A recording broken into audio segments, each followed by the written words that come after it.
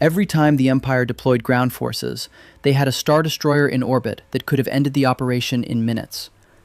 So why did they keep sending men to die on the surface? This isn't a question about tactics. It's not about whether Vader made bad calls or whether Admiral Ozzel was incompetent. Those explanations are comfortable because they locate failure in individuals, and individuals can be replaced, promoted, strangled, whatever suits the Emperor's mood that particular afternoon. But individual failure doesn't explain a pattern. It doesn't explain why the most technologically advanced military force in galactic history, possessing weapons capable of reducing entire cities to what official Imperial documents clinically described as craters of steaming sludge, consistently chose the most expensive, most dangerous, most time-consuming option available to them. The threat of orbital bombardment alone should have been enough to incur surrender. How many planets in Star Wars are completely self-sufficient? The answer, and this is the answer that should keep Imperial logistics officers up at night, is virtually none. Agricultural worlds import manufactured goods. Industrial worlds import food and raw materials. Everyone depends on hyperspace trade routes that a single capital ship can sever indefinitely. The Empire could have won wars without firing a shot. But here's the thing, they didn't. Across 2 decades of galactic dominion, the institution that possessed the most devastating weapons platforms ever conceived by sentient minds repeatedly chose to fight expensive, bloody ground wars when a single turbolaser barrage would have achieved the same objective at a fraction of the cost. This wasn't stupidity. It wasn't even negligence. It was something far more insidious. The predictable outcome of an institution where budget lines and career incentives had quietly divorced themselves from strategic reality. The Imperial military-industrial complex had evolved to maximize budget throughput, not battlefield effectiveness, and ground doctrine served that evolution perfectly. Let's start with what the Empire actually possessed.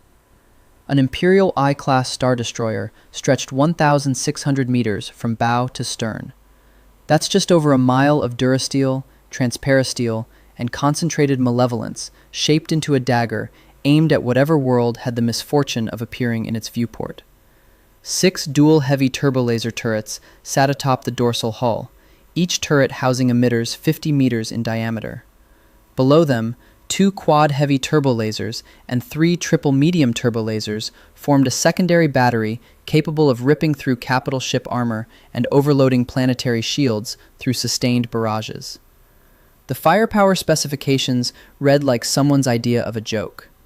A single Star Destroyer's turbolasers could melt a 1,000-kilometer ice moon given adequate time on station. They could reduce cities to steaming rubble in hours rather than the weeks required for conventional ground assault. And for any planetary governor who thought his elaborate bunker complex might survive an orbital strike, perhaps someone who had spent decades and billions of credits excavating defensive positions into earthquake-resistant bedrock, the technical manuals offered cold comfort.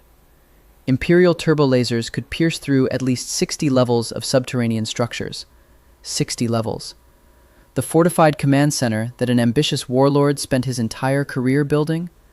The one buried so deep that he needed dedicated turbolifts and atmospheric recyclers just to reach it? That bunker could be cracked open like a rotten egg by a vessel the Empire possessed in the thousands. The Imperial Navy codified this capability into official doctrine under the designation Base Delta Zero, complete surface destruction of a planetary target until the world could no longer sustain life. This wasn't theoretical posturing. The Empire successfully executed Base Delta Zero on the planet Cetron in 18 BBY, barely a year after its founding, demonstrating to the watching galaxy that it possessed both the means and the will to render worlds uninhabitable. The message couldn't have been clearer. Resistance was not merely futile. Resistance was extinction. And yet, battle after battle, campaign after campaign, the Empire chose to send men to die on planetary surfaces, while their Star Destroyers hung in orbit like forgotten weapons. The vessels that could have ended any confrontation in minutes waited patiently above the clouds, while AT-ATs trudged through mud and stormtroopers bled out in urban firefights. So, we return to the question, why? The answer requires us to look backward before we can look forward. Because the Empire didn't invent combined arms warfare. It inherited a sophisticated doctrine and deliberately threw it away. The Galactic Republic, for all its legendary political dysfunction, had developed genuinely effective military integration during the Clone Wars. The Venator-class Star Destroyer represented this philosophy perfectly. Unlike the Imperial ships that would replace it, the Venator was optimized for carrier operations. Its cavernous hangar bays could deploy over 400 starfighters, gunships, and ground assault craft in coordinated waves. This wasn't a vessel designed to annihilate planets. This was a vessel designed to win wars through integrated operations. Clone commanders learned to think in terms of integrated effects. Orbital fire support synchronized with air cover and ground maneuver, each element amplifying the effectiveness of the others.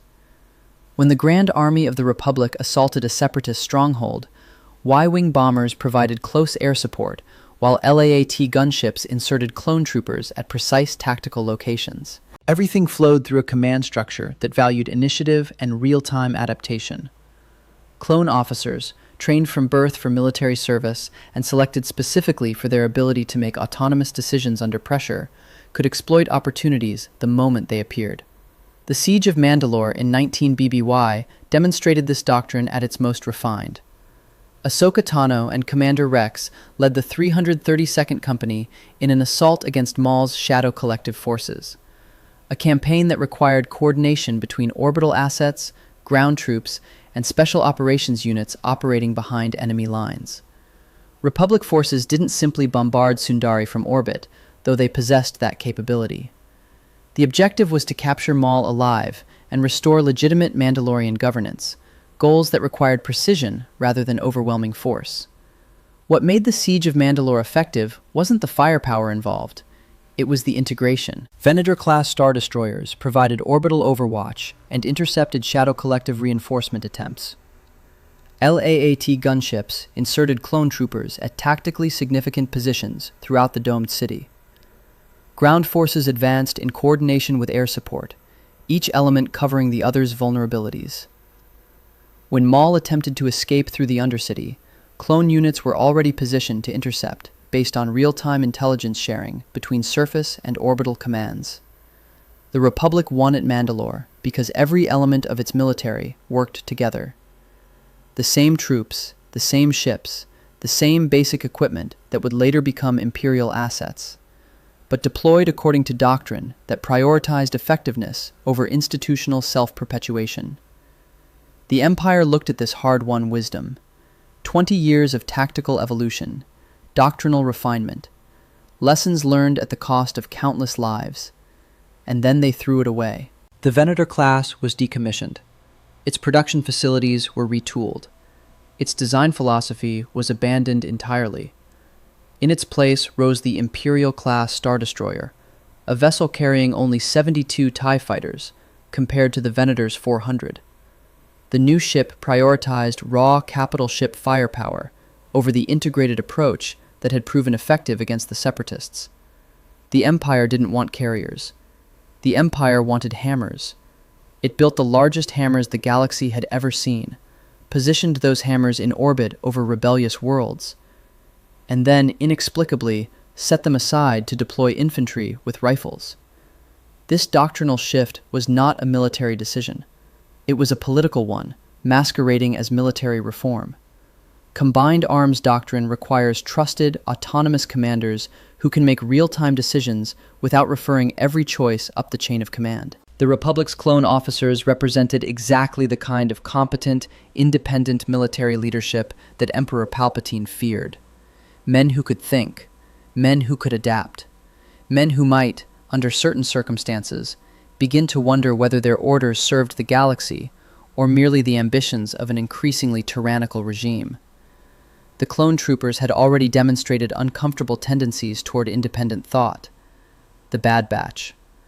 Cut Lawquane, the deserter who chose farming over fighting. Rex and his brothers in the 501st, who developed such strong bonds with their Jedi commanders that Order 66 required inhibitor chips to override their judgment. These weren't droids, these were men, and men could refuse orders. The transition to recruited stormtroopers solved this political problem while creating a military one. Stormtroopers came from diverse backgrounds without the institutional cohesion that made clone units effective. They were trained for obedience rather than initiative. They followed standard protocols rather than adapting to local conditions. Most importantly, they needed extensive equipment, extensive logistical support, and extensive oversight that justified extensive procurement budgets. The new Imperial Officer Corps learned quickly that career advancement came from avoiding failures that could be blamed on individual choices, not from achieving successes that might attract dangerous levels of attention. Initiative was punished, caution was rewarded. Bold, tactical decisions that saved lives and won battles could end careers if the wrong superior decided those decisions reflected poorly on his own planning. The system produced exactly what it was designed to produce. Officers who would never challenge doctrine, never question procurement decisions, never point out that the Emperor had no clothes, or in this case, that the Empire had star destroyers it refused to use. But political culture alone doesn't explain the obsession with ground forces.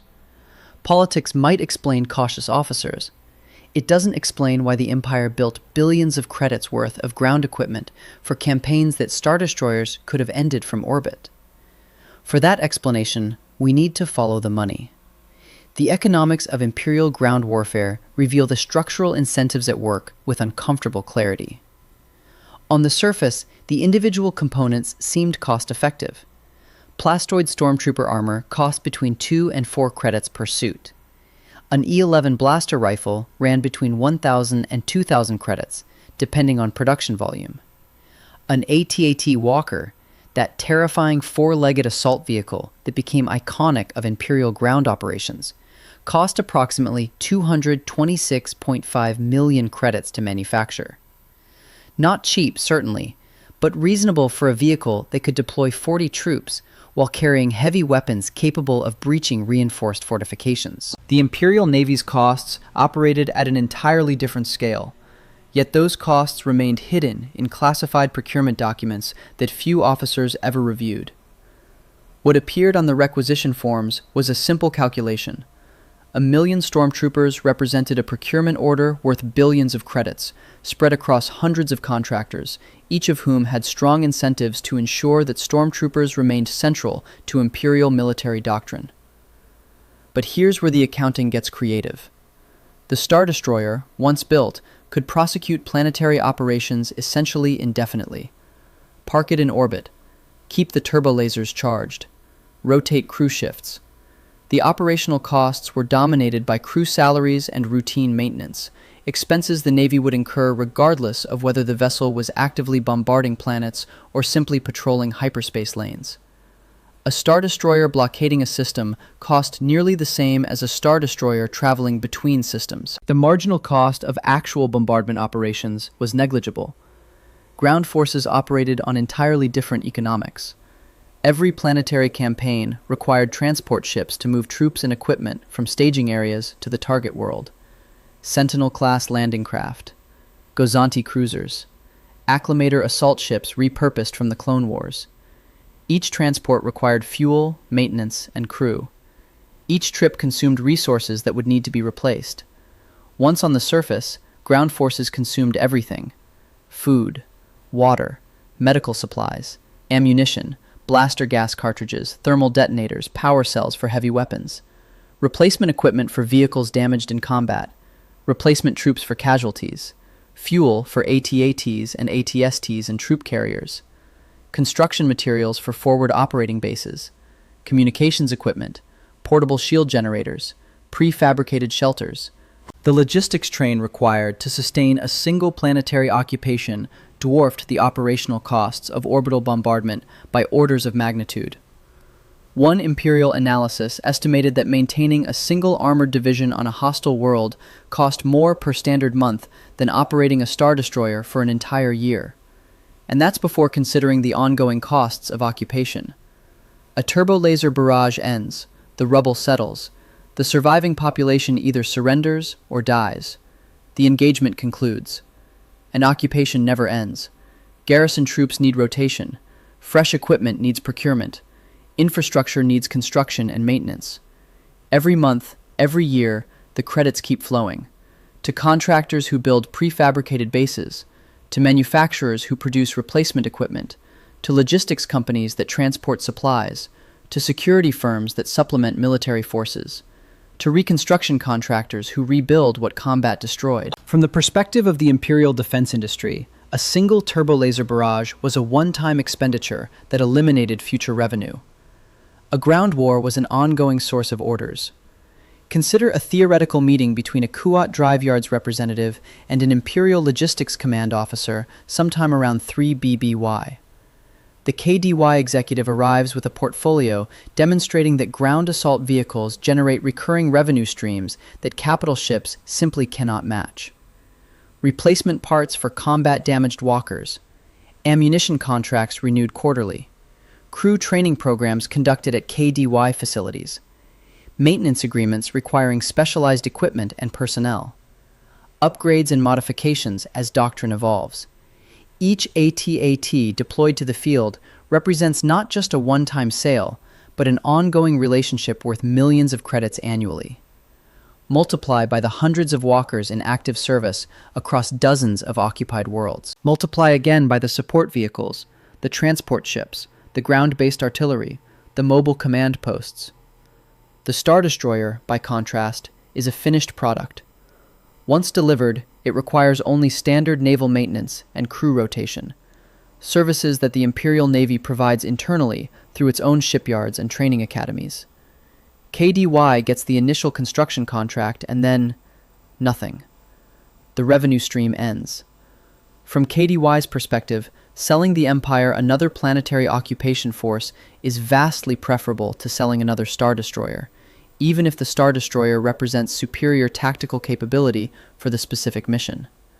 The Logistics Command Officer, whose career depends on managing a large procurement budget and whose retirement benefits might include a consulting position with a defense contractor, has every incentive to agree. A smaller budget means a smaller staff. A smaller staff means fewer promotion opportunities. Fewer promotion opportunities means ambitious officers transfer to other commands, leaving behind those content with career stagnation. The institutional logic is airtight. Everyone wins, except the Imperial Treasury and the stormtroopers dying on planetary surfaces. The TIE Defender program exposed these institutional incentives with brutal clarity. Grand Admiral Thrawn proposed the TIE Defender as a solution to the Empire's fighter doctrine problem. Standard TIE fighters lacked shields and hyperdrives, design choices that made them cheap to produce but expensive in pilot casualties. A TIE fighter pilot's life expectancy in combat was measured in sorties, not years. The training pipeline required constant replenishment as experienced pilots died in ships that couldn't protect them. The TIE Defender offered something different, a fighter with shields, a hyperdrive, and firepower that could threaten capital ships. More expensive per unit, certainly, but Thrawn argued that the reduced pilot attrition would more than compensate. Train fewer pilots to a higher standard. Equip them with ships that could survive combat. Build a fighter corps based on quality rather than quantity. The proposal made tactical sense. It made economic sense when accounting for the full cost of pilot training and replacement. It made strategic sense for an empire facing an insurgency that excelled at hit-and-fade attacks against the Empire's vulnerable TIE swarms. Director Orson Krennic opposed the program, not because the TIE Defender was ineffective, because the TIE Defender threatened the Death Star project's funding priority. The Death Star represented Krennic's career, his legacy, his path to power within the Imperial hierarchy. Every credit allocated to Thrawn's fighter program was a credit that might have gone to Krennic's superweapon. The institutional conflict wasn't about what the Empire needed, it was about which project's success would advance which officer's career. Governor Arinda Price destroyed the TIE Defender production facility on Lothal, not because the Defenders were failing, but because their success was making Thrawn too valuable. A Grand Admiral who could win without superweapons threatened the institutional consensus that superweapons were essential. Better to sabotage the program and maintain the status quo than allow evidence that alternatives existed. The Empire's own officers destroyed the Empire's most promising fighter program, because that program threatened their institutional positions. This pattern of institutional self-sabotage extended throughout Imperial weapons procurement. The deliberate rejection of precision-guided munitions represented perhaps the most tactically inexplicable choice. The Empire possessed the technological capability to produce sophisticated targeting systems. The galaxy had been using guided weapons since before the formation of the Republic. Buzz droids, autonomous attack craft designed to dismantle enemy ships from the outside, demonstrated that the Clone Wars-era military could build complex, self-guided weapons platforms. Proton torpedoes used guidance systems. Concussion missiles tracked targets. The technology existed. It had been proven in combat. Yet Imperial doctrine systematically favored cheap, mass-produced, visually aimed turbolasers over any form of precision-guided ordnance. TIE fighters lacked shields not because the Empire couldn't afford them, but because doctrine held that relying on shields represented cowardice. Survival should come from skill and aggression, not protective technology. If a pilot couldn't dodge incoming fire, that pilot didn't deserve to survive. The same ideological current ran through weapons procurement. Guidance systems were for those who lacked faith in overwhelming firepower. Real Imperial weapons relied on volume of fire and the skill of individual gunners. This philosophy sounded compelling in propaganda broadcasts. In practice, it created weapons that were individually cheap but collectively inefficient. A visually aimed turbolaser required either a skilled gunner or saturation fire to reliably hit a target. Precision strikes that could neutralize specific installations without collateral damage became nearly impossible. The practical implications were devastating for tactical flexibility. When the Empire needed to eliminate a shield generator, it couldn't simply launch a guided missile from orbit to accomplish the task with surgical precision. Coordinates locked, fire. Problem solved. Instead, it had to send ground forces to identify and destroy the target manually, which required transport, which required fire support, which required logistics, which required procurement budgets. When insurgents embedded themselves in civilian populations, Imperial forces faced an impossible choice: saturate the area with unguided fire and accept massive collateral damage, or commit ground forces to clear buildings one by one. The first option generated the kind of footage that turned neutral populations into active resistance. The second option cost lives and credits and time. Precision weapons would have solved both problems. Target the generator from orbit. Target the insurgent leadership without leveling the neighborhood. Win without the expensive, bloody ground campaigns that doctrine seemed to demand. But precision weapons would have eliminated the need for ground forces, and ground forces justified procurement budgets.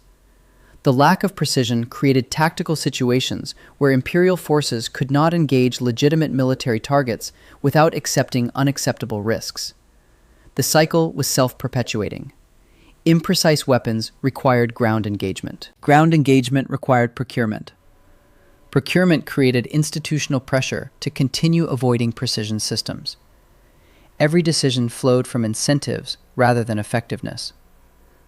Grand Moff Tarkin articulated the official philosophy underlying these choices in a document that became known throughout the Imperial military as the Tarkin Doctrine. Rule through fear, he argued, not through the application of force itself, but through the credible threat of overwhelming force. The logic seemed elegant. If the Empire demonstrated that it could destroy any world at any time, most worlds would submit without requiring the actual demonstration. Build weapons so terrible that using them becomes unnecessary. The fleet becomes a deterrent rather than an instrument of war.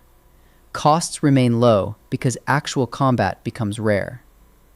The doctrine's implementation was the Death Star, a weapon so powerful that its mere existence would render resistance unthinkable. Why fight an empire that can obliterate your entire planet between one heartbeat and the next?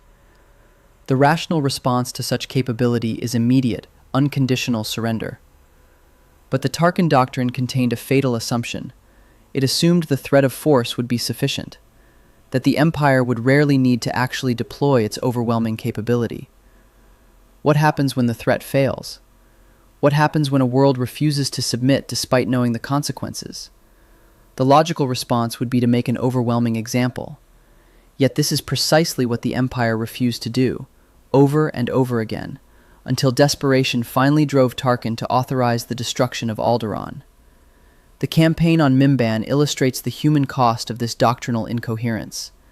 Mimban was a swamp world, perpetual cloud cover, endless mud, visibility measured in meters rather than kilometers. The perfect environment for a prolonged ground campaign that would consume resources, destroy equipment, and kill soldiers by the thousands.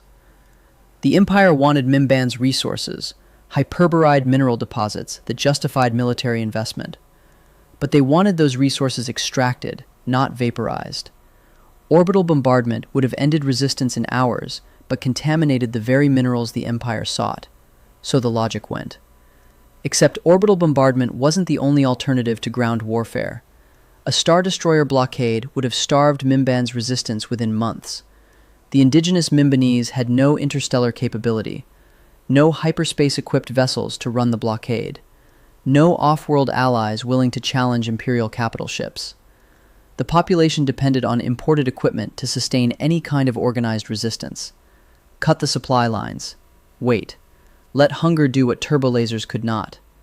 Instead, the Empire deployed the 224th Imperial Armored Division, swamp troopers, specially equipped for the environment. AT haulers to drag equipment through mud that swallowed standard vehicles. Supply lines that stretched across terrain that seemed designed to destroy logistics operations. The casualties were catastrophic. Young Han Solo served on Mimban during this campaign, a fact that tells you everything about Imperial recruitment standards. The Empire was feeding academy washouts and minor criminals into a meat grinder because doctrine demanded ground engagement that circumstance didn't require. Imperial troopers drowned in mud. They died of infections contracted in stagnant water. They were killed by Mimbanese guerrillas who knew the terrain intimately and disappeared into fog that Imperial sensors couldn't penetrate. Equipment rusted, corroded, and failed. Morale collapsed under the weight of a campaign that seemed designed to generate casualties rather than achieve objectives. The same Star Destroyers that could have ended the campaign hung in orbit, their turbolasers silent, while men died in mud below. Why? Because ground operations justified procurement. Because careers depended on demonstrating the need for specialized swamp equipment. Because the institutional machinery of the Imperial military-industrial complex required constant feeding, and Mimban provided nourishment regardless of whether the campaign served strategic purposes. The mud troopers of the 224th didn't die because the Empire lacked alternatives. They died because the alternatives would have threatened budget lines. The Battle of Hoth stands as the clearest indictment of Imperial ground doctrine, made all the more damning by the fact that the Empire's actual plan was sound. Vader intended to destroy the rebel base via orbital bombardment. Death Squadron would emerge from hyperspace at optimal firing range, far enough from the planet to avoid detection, close enough for turbolasers to reach the surface. Star Destroyers would position themselves above Echo Base. Their targeting systems would lock onto the thermal signatures that Imperial intelligence had detected. Turbolasers would reduce the rebel installation to steaming rubble.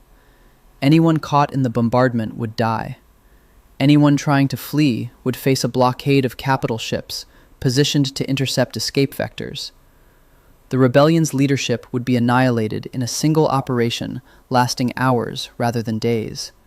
Clean, efficient, decisive. Admiral Ozzel's incompetence destroyed this plan before it could be executed. Death Squadron emerged from hyperspace too close to the Hoth system, far too close, where Vader had ordered an approach from the system's outer reaches, allowing time to position for bombardment before the rebels detected the fleet. Ozzel brought the ships practically on top of the sixth planet. The maneuver triggered every sensor array the rebellion had deployed.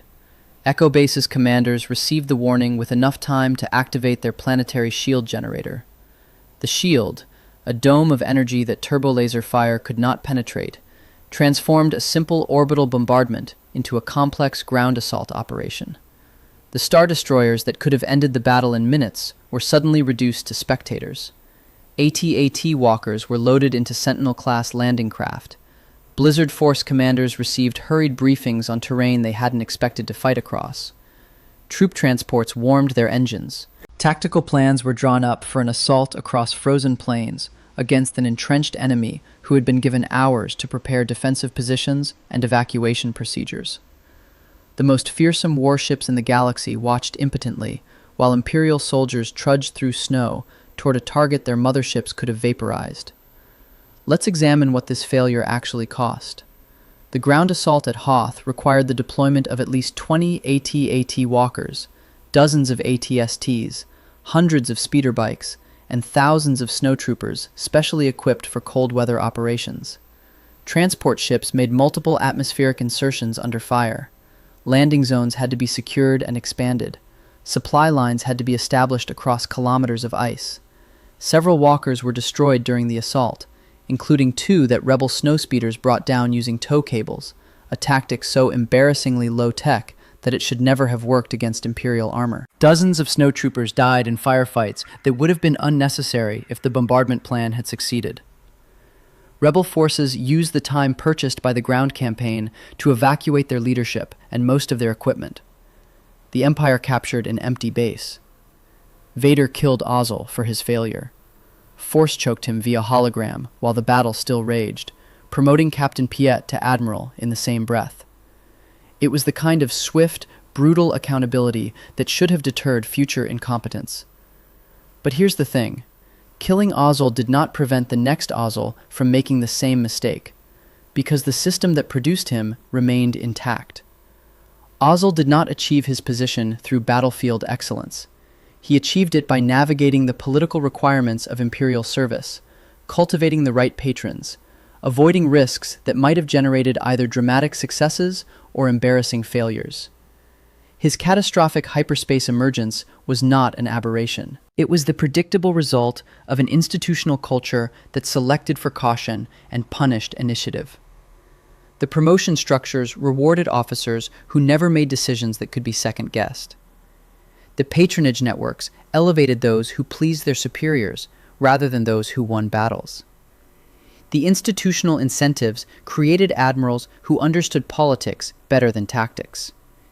Admiral Piet was a better officer than Ozzel, more competent, more aggressive, more willing to take calculated risks. But Piet had achieved his position by serving under Ozzel, which meant he had learned to survive in Ozzel's kind of navy.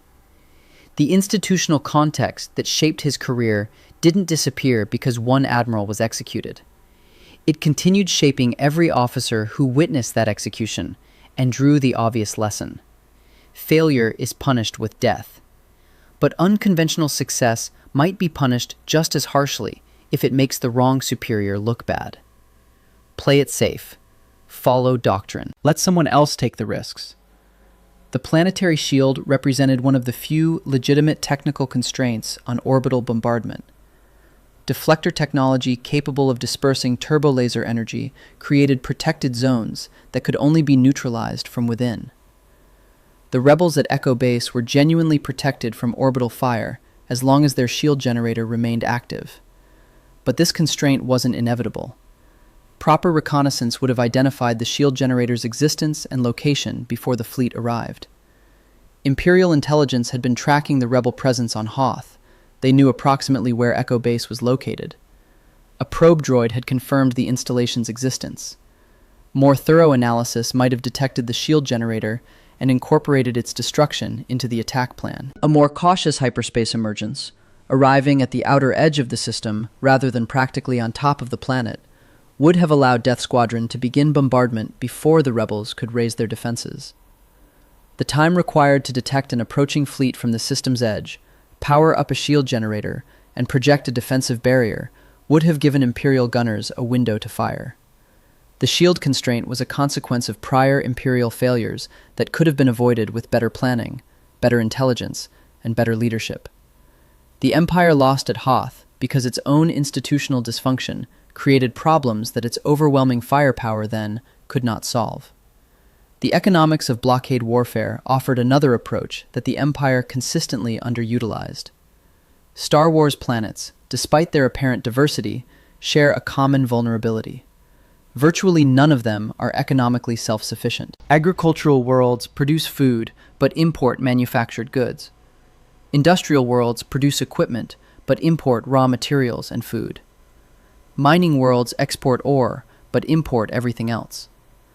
Regular hyperspace commerce maintains every planet's standard of living, connecting worlds that could not survive in isolation to a galactic network that makes their civilizations possible. A single star destroyer, positioned at a system's hyperspace entry points, could cut off all trade without firing a shot. No cargo freighters bringing consumer goods. No bulk transports carrying food shipments. No tankers delivering fuel. No supply vessels restocking medical facilities. The system becomes an island in a galaxy of trade. The population would face shortages within weeks, crisis within months, starvation or industrial collapse within a year. Historical precedent demonstrated this effectiveness with brutal clarity. The Trade Federation's blockade of Naboo brought that peaceful planet to its knees within weeks. Queen Amidala fled as a refugee, abandoning her world to seek help from a republic that seemed unable or unwilling to act. The blockade wasn't even particularly thorough. The Trade Federation was a commercial organization with limited military capability, not a proper military power. Their blockade ships were converted freighters, not purpose-built warships. Their droid armies were designed for intimidation, not sustained combat. Yet even their amateur siege nearly broke Naboo entirely. The population faced immediate shortages of essential goods. Power generation faltered as fuel reserves depleted. Medical facilities ran low on supplies. The psychological impact of isolation proved as damaging as the material shortages. Naboo's citizens began to feel abandoned, forgotten, left to suffer while the galaxy went about its business. And this was a blockade conducted by amateurs. Imperial blockades of Mon Cala and Lothal demonstrated what professional military siege could accomplish. Supply vessels attempting to reach Mon Cala found themselves intercepted by star destroyers, with orders to fire without warning. Lothal's manufacturing output collapsed as raw materials could no longer reach the planet's factories. Resistance movements found themselves cut off from the wider rebellion. No weapons shipments, no intelligence packets, no evacuation routes for compromised operatives. The strategy was proven. Sieges work. The capability was available. Star destroyers could maintain blockade positions indefinitely, cycling between patrol duties and resupply runs to nearby Imperial installations. Yet the Empire repeatedly chose planetary invasion, the more expensive, more dangerous, more time-consuming option. Why deploy ground forces to a world that will surrender after 3 months of starvation? Why risk soldiers in urban combat when the civilian population will hand over the insurgents themselves once the food runs out? Why fight at all when simply waiting will accomplish the objective? A blockade is boring. That's the uncomfortable answer. A blockade does not generate dramatic footage for the holonet broadcasts that projected Imperial strength across the galaxy. Turbolaser barrages make excellent propaganda. Fire raining from the sky, explosions consuming enemy installations, the visual demonstration of overwhelming power. Atot assaults look impressive, towering war machines striding across battlefields, trampling resistance beneath their mechanical feet. A star destroyer hanging silently in orbit while a planet slowly starves looks like indecision. It looks like weakness. It looks like an empire too timid to actually fight. The political apparatus that sustained Imperial rule required visible demonstrations of power. Palpatine had built his regime on the promise of security through strength. Citizens who had grown tired of the Republic's endless debates and diplomatic failures had embraced Imperial authority because it promised decisive action. Blockades weren't decisive. They were patient, and patience looked weak. So the Empire fought ground wars it didn't need to fight, using equipment it didn't need to buy, losing soldiers it didn't need to lose, because the alternative would have required admitting that spectacular violence was strategically unnecessary. The ground campaign on Lothal illustrated this dynamic with particular clarity. The Empire maintained a permanent military presence on Lothal, ostensibly to protect industrial facilities, TIE fighter production primarily, but functionally serving as an occupation force that consumed resources, suffered casualties, and failed to eliminate a small rebel cell despite years of effort. Years. The Spectres operated on Lothal for years. Ezra Bridger, Kanan Jarrus, Hera Syndulla, and their companions conducted sabotage operations, recruited local resistance fighters, disrupted Imperial communications, destroyed equipment, and generally made themselves a nuisance that the occupation force could not eliminate. The Empire responded by increasing the garrison, more stormtroopers, more walkers, more TIE fighter patrols. Agent Callus of the Imperial Security Bureau devoted his career to tracking this single rebel cell. Grand Admiral Thrawn eventually took personal command of the anti-rebel operations. The resources committed to Lothal could have equipped entire planetary assault forces. The personnel consumed by the occupation could have crewed additional Star Destroyers. The credits spent on logistics and procurement and replacement equipment could have funded construction of new capital ships. And for what? The Spectres escaped. The rebellion continued to receive intelligence and support from Lothal's sympathetic population. The industrial facilities that justified the occupation were eventually sabotaged beyond repair. The same outcome could have been achieved by stationing a Star Destroyer in orbit with standing orders to reduce any facility to rubble at the first sign of rebel activity. Local populations, given the choice between handing over a handful of insurgents and watching their cities burn, would have made the rational calculation. The informant networks that sustained the Spectres would have collapsed under the pressure of genuine consequences. But this approach would have meant admitting that ground forces were unnecessary, and that would have meant budget reductions. The destruction of Alderaan represented the moment when the Tarkin doctrine should have either succeeded completely or been abandoned entirely. For the first time, the Empire demonstrated not merely the capability, but the will to execute planetary annihilation on a peaceful core world populated by billions of beings. This was not base Delta Zero, the sterilization of an outer rim world that most of the galaxy would never notice. This was not a military target disguised as civilian infrastructure. This was not an unfortunate necessity justified by tactical requirements. This was the elimination of a founding member of the Republic, a center of galactic culture and learning, a world whose royal family had served the Old Republic for generations, a planet whose destruction could not be hidden, explained away, or minimized. The Death Star's superlaser reduced Alderaan to debris in seconds. Billions of lives ended between one breath and the next. Senator Bail Organa, who had helped found the rebellion but maintained plausible deniability through years of careful politics. Queen Breha, beloved by her people. Millions of children who had never heard of the rebellion and couldn't have aided it if they had. All of them, gone, converted to asteroid fragments and expanding gas. The message to the galaxy could not have been clearer. Submit, or your world is next. The doctrine failed immediately. Rather than terrorizing the galaxy into submission, Alderaan's destruction galvanized resistance movements across thousands of worlds. Beings who had been quietly sympathetic to the rebellion suddenly became active supporters, reasoning that passive compliance clearly offered no protection.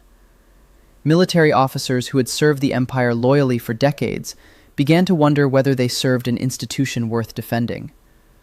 Diplomatic channels that had been slowly warming toward Imperial accommodation went cold overnight. The destruction of one world did not cow the galaxy. It convinced the galaxy that the Empire would stop at nothing, which meant the galaxy had nothing to lose by fighting back. The Tarkin doctrine assumed that beings would respond to overwhelming threat with rational submission. Calculate the odds.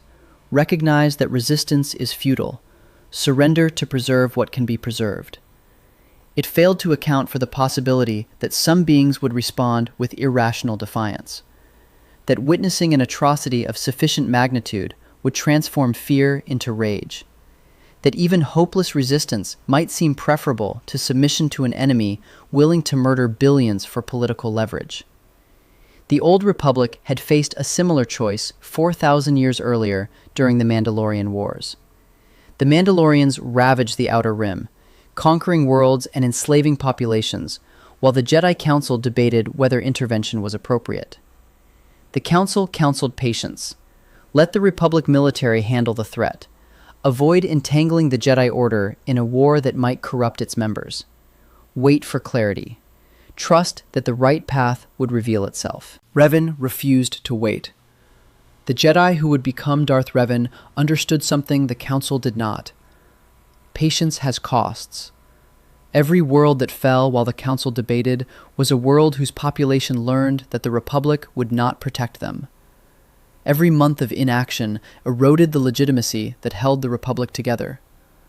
The Mandalorians weren't just conquering territory. They were proving that the Republic was too divided, too cautious, too institutionally paralyzed to defend itself. Revan's intervention worked. The Mandalorians were defeated. The Republic survived. But the lesson was clear. Institutions that cannot deploy their capability when threats demand it will lose to enemies willing to act. The old Republic Council's paralysis cost worlds and lives before Revan forced the issue. The Galactic Empire learned nothing from this history. It possessed overwhelming capability and could not bring itself to use it consistently. It built weapons designed to terrify and then flinched from the terror it had created. It wanted to rule through fear, but refused to accept that fear requires follow-through, that a threat which goes unexecuted becomes a demonstration of weakness rather than strength. This contradiction drove the Empire back toward the ground forces it should have made obsolete. Unable to bombard planets without galvanizing resistance across the galaxy. Unable to execute extended blockades without the galactic public perceiving weakness and indecision. Unable to use the weapons it had spent trillions of credits building because the political consequences of using them were worse than the military consequences of not using them. The Empire found itself fighting exactly the kind of wars it was worst equipped to win. Insurgencies cannot be defeated by superior firepower, because insurgents do not mass in concentrations that turbolasers can target. The Rebel Alliance learned this lesson quickly, if they hadn't known it already. Never concentrate forces. Never hold fixed positions. Strike and fade. Let the Empire's overwhelming firepower devastate empty bases and abandoned hideouts. A Star Destroyer can reduce a city to rubble. It cannot identify which building in that city contains rebel leadership. It cannot distinguish between a farmer's market and a weapons cache. It cannot interrogate prisoners, turn informants, or build the intelligence networks required to dismantle resistance movements from within. The Empire needed permanent occupation to maintain control. Orbital bombardment could destroy territory, but not hold it. Yet occupation required the constant presence of troops, consuming resources and generating resentment. Each patrol that stomped through a civilian neighborhood recruited more rebels than it captured. Each curfew that disrupted normal commerce reminded populations why they had no loyalty to their imperial governors. Each arbitrary arrest convinced another family that cooperation was pointless.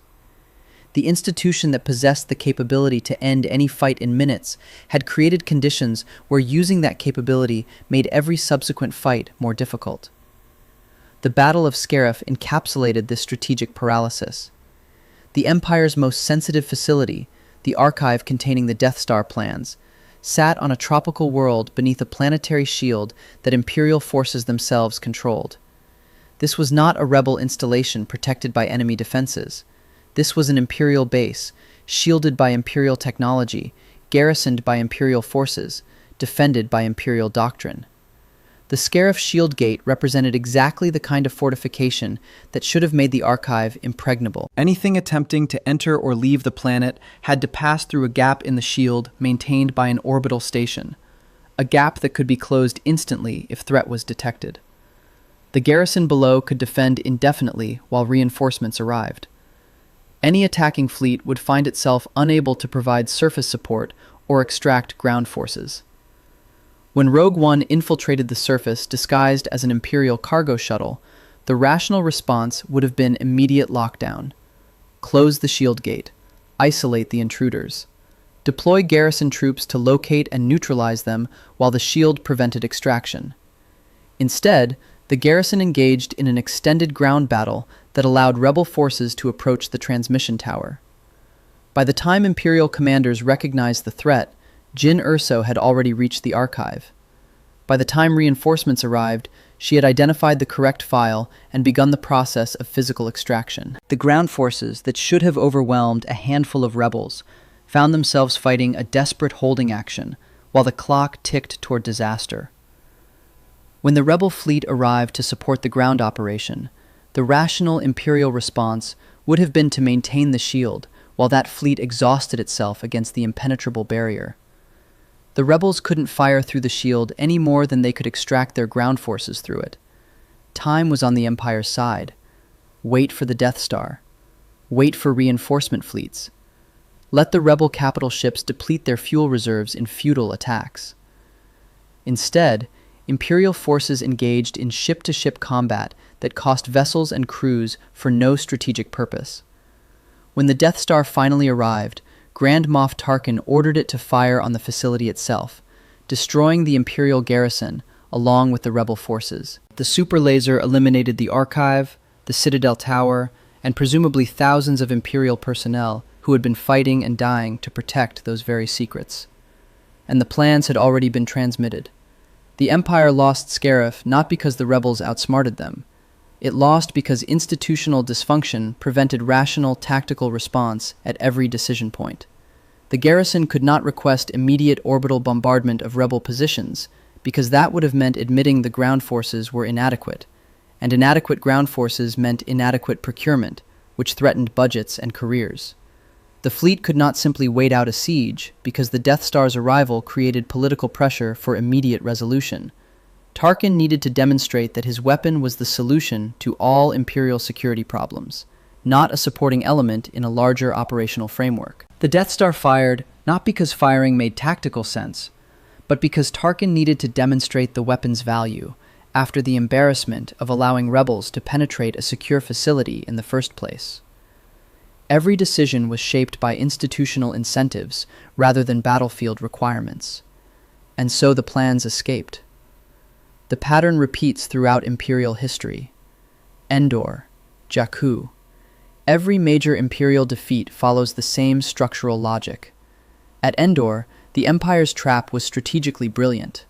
A second Death Star, apparently vulnerable, its shield generator protected by ground forces on the forest moon below.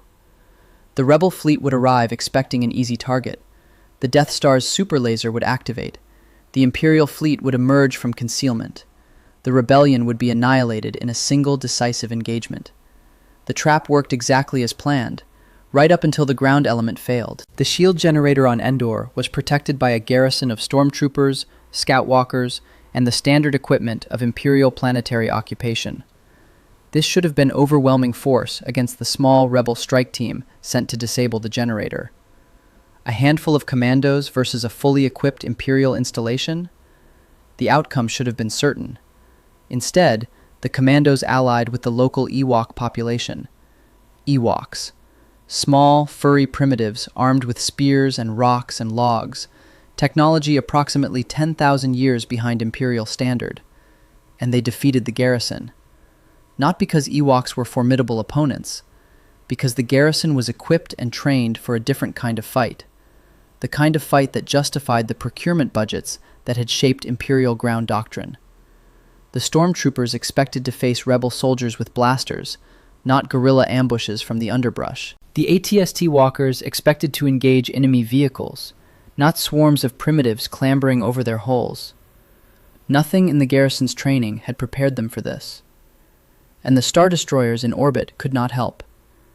The Imperial fleet was engaged with the rebel fleet, true, but even a single turbolaser barrage at the coordinates of the shield generator would have ended the ground battle instantly. Allies, enemies, Ewoks, and installation alike reduced to carbonized forest. The Death Star would have remained protected. The trap would have succeeded. Instead, the fleet fought a conventional engagement while the ground forces failed. The shield fell. The rebels made their attack run. The Death Star died, and with it, the Emperor himself. The Battle of Jakku, a year after Endor, became the tombstone. The remnant Imperial fleet gathered for a final confrontation with the New Republic, a confrontation that doctrine suggested they should win. Star Destroyers remained formidable. Their firepower remained devastating. The technical capability that had made the Empire unstoppable for 2 decades hadn't disappeared with the Emperor's death. But the institutional dysfunction remained intact. Imperial commanders at Jakku fought the kind of war they had been trained to fight.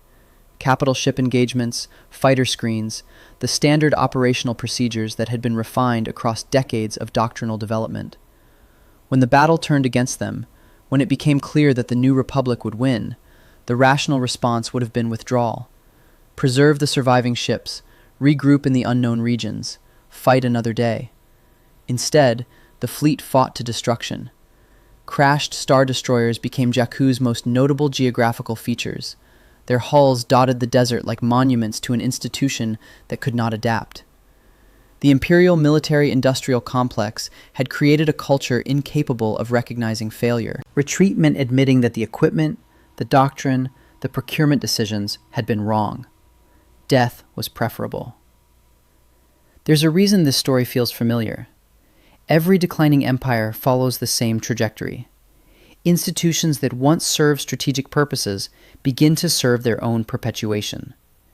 Procurement systems designed to equip effective militaries become engines for transferring public funds to private contractors. Officer cultures that once rewarded victory begin to reward the appearance of victory, which is far easier to manufacture than the real thing. The Roman legions that conquered an empire became the Roman legions that couldn't adapt to new threats. The same training, the same equipment, the same tactics. But the world had changed, and the legions refused to change with it. The military bureaucracies that won World War II became the military bureaucracies that couldn't adapt to Vietnam. The same procurement processes, the same career incentives, the same institutional pressures. But the enemy had learned to avoid the kind of fights those institutions were designed to win. The Galactic Empire built Star Destroyers that could end wars in hours. Then it built ATAIDs that consumed approximately 192,000 credits annually in operational costs. Then it built stormtrooper training facilities and logistics networks and maintenance depots and a sprawling bureaucracy dedicated to maintaining ground forces that should have been obsolete the moment the first turbolaser battery achieved planetary bombardment capability. None of this was irrational from the perspective of the individuals making decisions. KDY executives maximized shareholder value by pushing products that generated recurring revenue. Logistics officers protected their budgets because larger budgets meant more staff, more prestige, more opportunity for advancement. Admirals avoided career-ending risks because the system punished bold decisions that failed far more harshly than it rewarded bold decisions that succeeded. Each actor within the system behaved rationally, according to the incentives they faced. The irrationality emerged from the system itself. From an institutional structure that accumulated power without purpose, that built weapons it wouldn't use, and used weapons that couldn't win, that confused the appearance of strength with the reality of capability. The rebellion won with X-wings and freighters and a handful of motivated operatives willing to die for a cause they believed in. Mon Calamari cruisers converted from civilian liners. Starfighters held together with improvised repairs and desperate ingenuity. Soldiers who fought because they chose to, not because they were ordered to. The Empire lost with Star Destroyers and superweapons and millions of soldiers who had been trained to follow orders rather than achieve objectives. The most sophisticated military hardware in galactic history, deployed according to doctrines that prioritized institutional survival over battlefield victory. Sound familiar? It should. The question is never whether an empire possesses the capability to survive. They always do, at least initially. The Star Destroyers were there. The turbolasers were charged. The crews were trained. Everything required for victory was available at the moment of decision. The question is whether the institution will let itself use that capability before the contradictions become terminal. The Star Destroyers remain the monument to that failure. Magnificent weapons platforms, designed by brilliant engineers, built by skilled workers, crewed by dedicated personnel. capable of achieving any military objective the Empire could conceivably need to achieve. Waiting in orbit. Weapons charged. Orders that never came. The galaxy watched them fall at Endor and Jakku, watched the triangular hulls plunge through atmosphere to crash on planetary surfaces, watched the symbol of Imperial power become wreckage scattered across desert and forest and ocean. And in that wreckage, the lesson was clear. It's not enough to have capability. It's not enough to possess overwhelming force. The institution that wields that force must be willing to adapt, willing to abandon doctrines that no longer serve, willing to recognize when procurement has become self-perpetuating rather than purpose-driven, willing to let tactical requirements override budgetary incentives. The Empire couldn't do that. The system wouldn't let it. And so the Star Destroyers waited in orbit, weapons charged, while the Empire died on planetary surfaces it could have glassed from orbit in minutes. Subscribe for more stories like this.